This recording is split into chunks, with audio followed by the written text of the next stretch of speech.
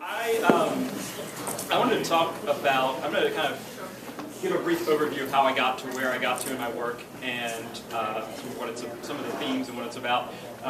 I should say first, I'm absolutely fascinated by landscapes. I think they tell us so much about our culture, what we value, who we value. And there's this great quote by the writer Rebecca Solnit that I love, and it goes something like, every city, any city, is the eradication or even the ruin of the landscape from which it rose, and sometimes that landscape reclaims itself from it. Everybody knows this landscape, right? This is the Long Island Expressway. I drive it. I've lived in New York now for almost 13 years, and I don't know how many hours I've spent on it. My wife's family lives out here in Patchogue, and then now working out here. Many of you may know who Robert Moses is. Robert Moses is this was one of his major projects amongst many in New York, in the region. Robert Moses is kind of a very polarizing figure. People usually either love him or hate him. People that love him say, he built so many parks and beaches and things on Long Island, and people that hate him say that he, was racist and that a lot of his projects were detrimental to a lot of inner city neighborhoods. And what's definitely not, at least in my opinion, what's not up for debate is that he is probably the most singular figure in terms of how New York City and Long Island, the reason why it is designed the way it is today. And I might argue that even in the United States, he was a huge proponent of the automobile, the individual in an automobile. He was very much against mass transportation. And you may not realize this or know this, but when they were building the Long Island Expressway, the state of New York was trying to force him to allow them to build light rail at their own expense. So they were going to put in light rail along the Long Island Expressway. And what he did is he went ahead and started the project and got it so far that by the time they got him to court, it basically had built and there was nothing they could do. And I think about that a lot when I'm driving on it and stuck in traffic and the fact that it costs me more, if I travel out to Patchogue, it costs me more to take the train than it does to drive. And I think about how that history could have been changed in a different way. Also, further west where I live in Queens is a site called Flushing Meadows, which is another site that or a site that I think shows this dramatic change that happened in just a few decades within the 1900s. It started as a giant ash dump, which is what Robert Fitzgerald wrote about in his book, The Great Gatsby, The Valley of Ashes. And then Robert Moses, again, this was one of his other major projects. He cleaned it up, and for it held two World's Fairs, the fair in the 30s and then the 60s. And now you guys are probably familiar with it. It's where the Mets play, and there's Arthur Ashe Stadium. But where the fairs used to be is pretty much it's fairly abandoned. There is a park there, but it's kind of a shell of what it was for a few years during the mid part of the 20th century. Also, a little bit of background on me. My original before I was an artist, I was a land surveyor. My father owned a civil engineering land surveying firm in North Carolina, in Greensboro, North Carolina, so I did a lot of work for his firm throughout high school and college. And one thing about being a land surveyor is that you get to go in and see the landscape get altered and shifted really quickly. Oftentimes over the course of just a few months, we would go in, survey woods, they would come in, flat grade it. We would go back, resurvey where the roads and culverts and all these things were going to be, and the houses. They would go back in, they would build some of that, we'd go and survey that again. And so that over the process of just a few weeks, you would see this place become a completely different place really, really rapidly. And I think that had a huge impact on my work.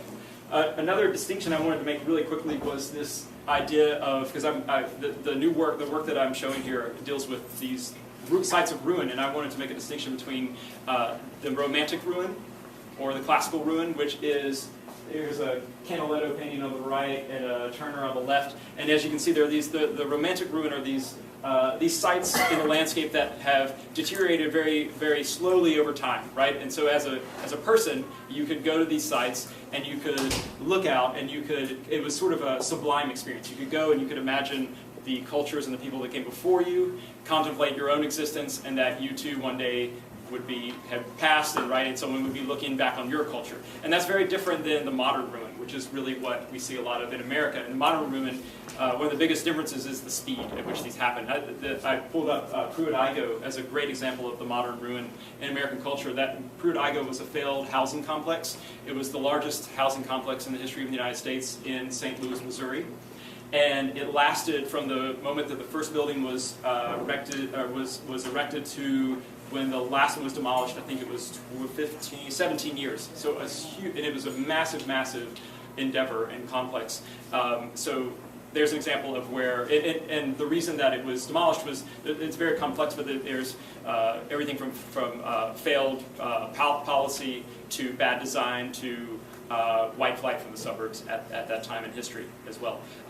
The architect that designed, so this is looked at in architecture as the death of modernism. It's often cited as that. And just of note, also the architect that designed Pruitt-Igoe had two major projects in his lifetime. This was the first one, and the second one was the World Trade Center towers. He had already passed when 9/11 happened and they collapsed. So he didn't see the second one, but he did see the first one collapse. But I think that's an interesting kind of, just a tidbit of information about him. So when I first moved to New York, I was a painter. I'd finished grad school. I was making paintings, paintings that you'd stretch and they'd hang on the wall. And a lot of my friends were stopping painting. A lot of them were going into performance art, sound, ephemeral gestures and things that were not painting it. And I was really kind of thinking about this a lot and wondering what my place could be, and if I could do anything that would be quote unquote somewhat new with painting. And I was also reading a lot about sort of the death of painting, this idea that's been around for a long time and it keeps cropping back up. But anyway, for the most part, I like to think of, when you think about the death of painting, there's these two reoccurring things that you hear. One is the idea of the commodity, that a painting is the most commodifiable form of art. It's almost like a transaction, or this is how it gets cited as a transaction, like a dollar bill or something. It's easy to sell. People like it. You can hang it on top of your couch, whatever. It can be distributed that way. And then the other criticism you hear a lot is sort of this notion that Walter Benjamin talks about, that painting by its nature cannot provide an object of simultaneous collective reception, as architecture has been able to do, as the epic poem could do at one time, and as film could do today. And I was really thinking about that. I was wondering if there was a way that I could take painting and somehow engage it with networks. Because I think in that criticism, one thing that he's sort of talking, and you can think about is, right, like a painting. If an artist makes a painting, a painter makes a painting, you want the person, when people see it, that you want them to see that actual painting, right? So if it's in a gallery or in a museum, a certain amount of people can get around it, but not as many as like music. I'm sure everybody listens to music, right? You can listen to music on your iPhone anywhere in the car, and literally millions of people can be experiencing that art at the same time. But painting, you can't really do that. And I thought, well, maybe there's a way that I could do some kind of hybrid where the work of art was somewhere in between painting and something else, where I engaged with these larger networks. So that was on my mind in those first few years in New York. And at that same time, I was working on these series of landscapes paintings and I'd had a gallery show. And what they were these sites within the landscape that I was really interested in, sites that had changed really dramatically in the 20th century American landscape. Places like Levittown, Long Island, the prototype of the American suburb, or Flushing Meadows in Queens. And so what I was doing was I was taking these old aerial views, and then I was imagining these other layers on top of them. So I would imagine futures or imagine histories, and I would layer the images that way. And I'd done the show, and I had the show, and I was just felt like I had not really gotten at everything that I wanted to get at with that. And then right after that show, I flew down in fall of 2009 to Greensboro, North Carolina, where I'd grown up, where I'd done a lot of land surveying. And my parents picked me up from the airport, and we drove on this belt line going back to my house. And as we were driving along it, I realized I was completely lost, and I could not fix my position in the landscape. And that was the first time in my life in that place that had happened. And I had literally actually surveyed some of the sites for this belt line, and I still could not figure out where I was. And it had been maybe 6 months since I had been home last, and that, for my mind, was this trigger. And I said, a place can become a completely different place so quickly, and I've got to show that somehow in my work. And so, and at that moment, I knew I had to try to animate one of my paintings. So I came back to the studio, and this was the first painting that I made. And so it was, I went back to a 1945 aerial photo of Levittown, Long Island, which was all farmland. And then I had another photo from 1955, 10 years later, where it was just complete suburbs. And so I started animating this. And then what happened is I got from one photo to the next in terms of time, and then I realized I could take it further, and I could just keep letting these roads come in more and more, and it would eventually obliterate the image and reference the flatbed picture plane, just like Jackson Pollock, which you see above it. And I was looking at Jackson Pollock a lot at the time, and if you guys may know, Jackson Pollock lived out on Long Island, so there's another tie to Long Island, and you can go out and visit his studio. So there was an example of where with the animating process I could take this initial idea and then just push it further and run with it with these ideas that happened through the months of just working back and forth on that image. And then, right after I made that piece, I had the opportunity to make what became a music video for a friend's band. So this, I have a friend named Scott Avett, who I went to school with at East Carolina University. He's a painter. He still paints. In fact, he just curated a show. I think it's still up out in the Hamptons he's kind of friends now with Eric Fischel, the painter. Some of you guys may know him, and the New York Academies. And with the Academy, he curated a show, I think it's called About Face, out in Southampton. And so he's this amazing painter. But what he's best known for is his work in the band, the Avett Brothers, with his brother Seth. And so Scott knew my work really well, and I knew his work.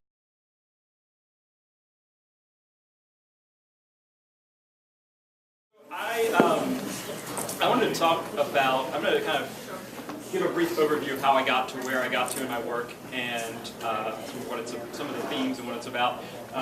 I should say first, I'm absolutely fascinated by landscapes. I think they tell us so much about our culture, what we value, who we value.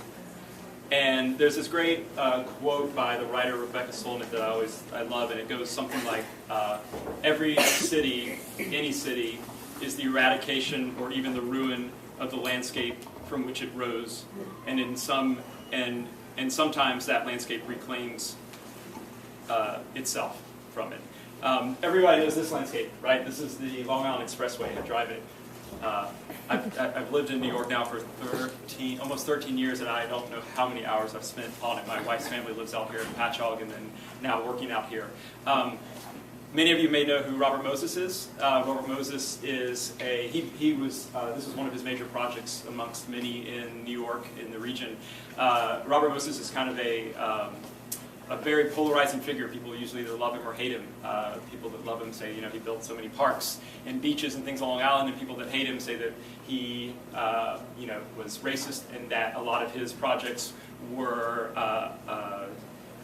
detrimental to a lot of inner city neighborhoods, and what's definitely not, at least in my opinion, what's not up for debate is that he is probably the most singular figure in terms of how New York City and Long Island, the reason why it is designed the way it is today. And I might argue that even in the United States, he was a huge proponent of the automobile, the individual in an automobile. He was very much against mass transportation.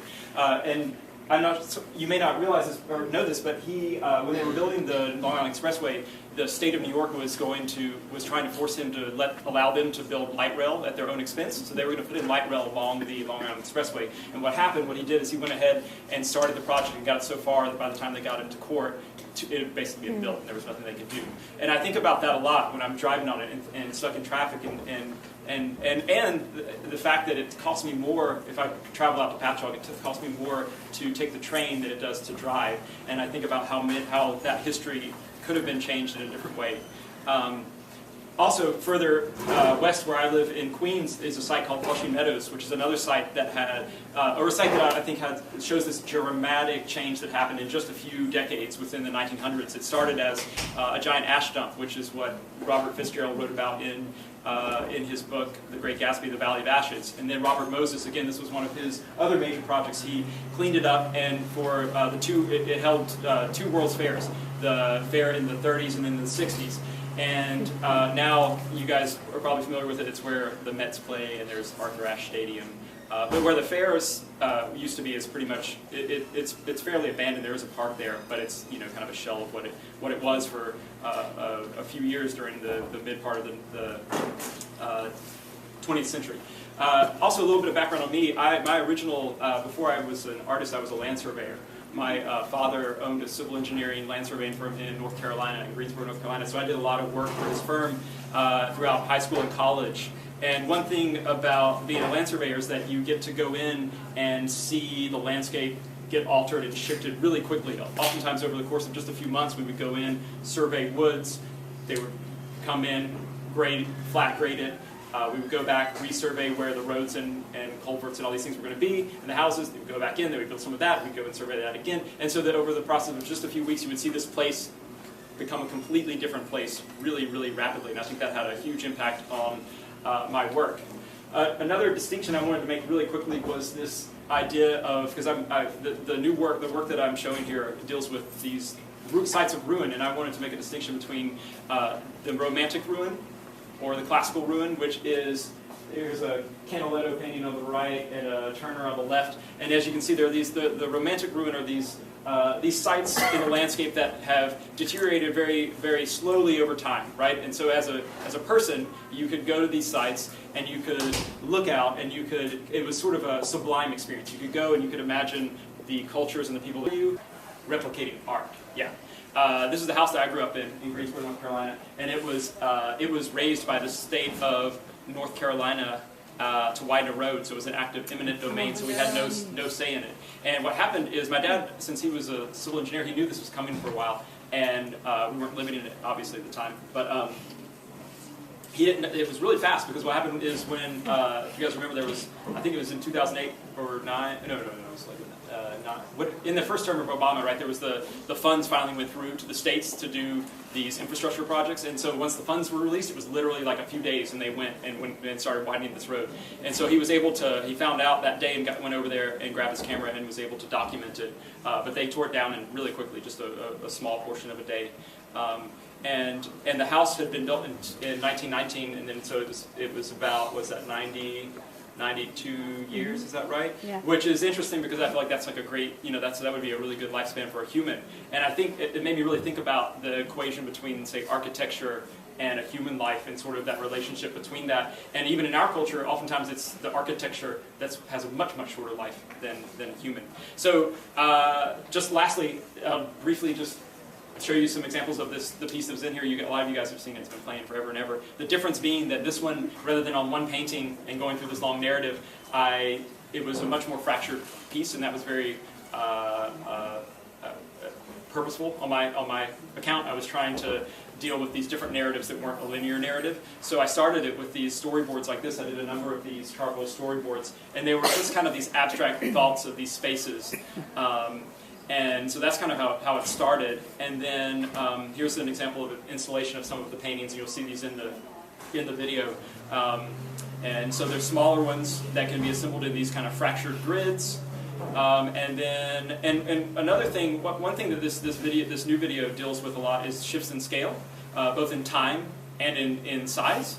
And so I thought this was at the show that was mentioned at Rick in Brooklyn, and so that was a tiny painting that's like 10 by, it's like this big, and then it was blown up and projected that large movie, and when I saw that, I was like, that's an interesting, I like this idea of like the shift in scale in so many facets in this new work, and so I'm thinking a lot about that these days, like how painting the transition of scale now with this process of animating, and you can project, you can put it on a monitor, you can do many things with it, and here's a couple more installation shots from the museum show, and you can see the various sizes and them hanging there. And a lot of this work, a lot of the imagery from this work came from places in the Rust Belt that I had visited, places like Detroit, Pruitt-Igoe, which is that scene, right here, that one's from Pruitt-Igoe, Detroit, Flint, places like that.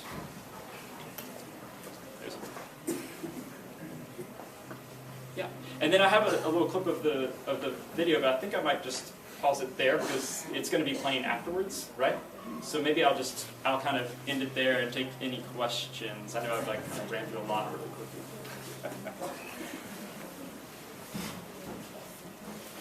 This is a 7-minute video Yeah, we have in the gallery. it is. Yeah. You said thousands and thousands of stages. Mhm. How long do you work on one film? Yeah, that's a good. Okay, so this one took about a year off and on to create. The one that's 7 minutes, the one that's in here, it took me a year. Yeah. The earlier ones that were one single painting, like for instance the Head Full of Doubt, the one that I showed, that one was 2 months, but it should have taken probably 4. I would say 4. I just kind of did that. It was a really big time crunch to get it done to do it for Columbia Records. They could only give me 2 months, so I had to just kind of quit my job and work night and day back and do that again. That would be, I would say, a singular piece like that. It's like 4 minutes, maybe working on it full time 4 months, like over a summer or something. But a piece like this could be a year. Could be a good year. Yeah. Did that ever fatigue your hand or anything like that? Oh yeah, it's really intense. Yeah, it's really hard. Not so much your hand, but just for me, it's just so especially if I'm on a deadline, it's just so the process is really taxing. Yeah, it is. And I do other things too, so I didn't want to show. I wanted to focus on this, but I have other things in the studio that I can jump back and forth from to kind of ease that a little bit. Yeah. Can you talk a little bit about the role of intention? I mean, do you know where this is going to lead? Because it's not as if you can go back, because you can never get back that moment after you shoot it. So you really have to be decisive as you work, as where we often encourage students to really be experimental. And you might encourage that as an educator, but as an artist yourself, is that kind of a conflict of how the role of intuition and the role of intention? Yeah, I think it's definitely something that's always at play in this process. Some of them, the early ones I did that had a very specific narrative, I would do storyboards. So again, this last one, the storyboards were much more abstract, if you will. They weren't, they were abstract in the sense of the narrative. So I could piece things together. But I think that the newest one, working in the different fragments and being able to rearrange them, gives you a little bit more leeway, because you can kind of have a more general idea when you go into it and see what happens, and you can drop something and go with a different narrative on a different piece if you need to. Whereas when it was just one, like the one that I showed with the cityscape, that's like a plane taking off of a runway. It's like at some point you just have to go, or it's not gonna, it is what you can't go back. So it's, yeah. So this gives you this process in the newest one gives me a little more leeway. Yeah.